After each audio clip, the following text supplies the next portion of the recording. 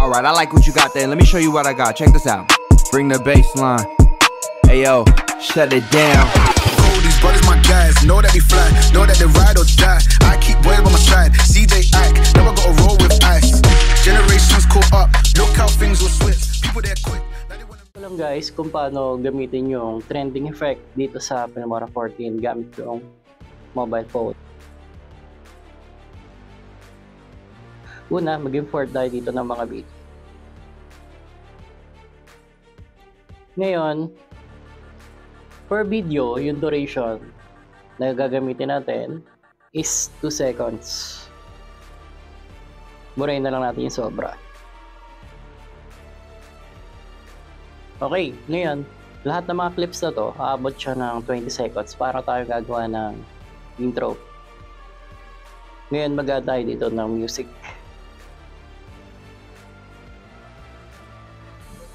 For example, ito yung beat. Alright, I like what you got there. Let me show you what I got. Check this out. Bring the bass line. Hey yo, shut. Okay, ngayon, add natin siya.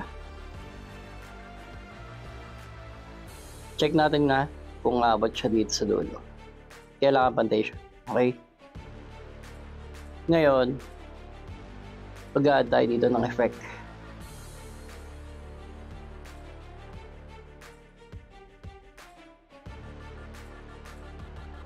So, try natin to. Okay? Ngayon guys, eto, yung effect na to, kailangan papantay natin siya doon sa dulo ng video.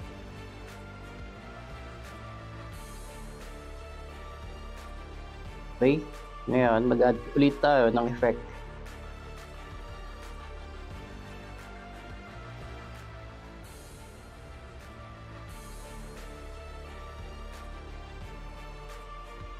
Try natin to. Alright, I like what you. Ganon din, kailangan natin siya ipantay dito.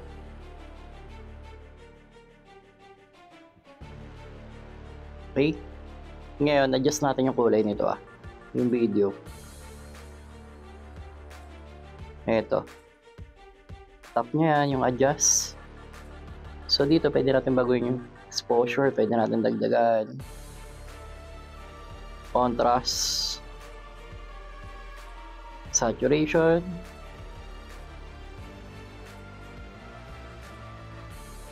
Brightness. Shadow.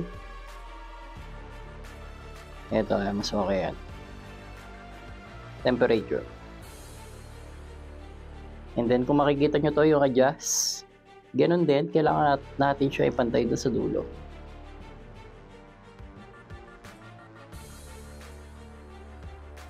Okay, so try natin siya ngayon guys Alright, I like what you got there. Let me show you what I got. Check this out. Bring the bass line. Hey yo, shut it down. These brothers my guys, know that we fly, know that they ride or die.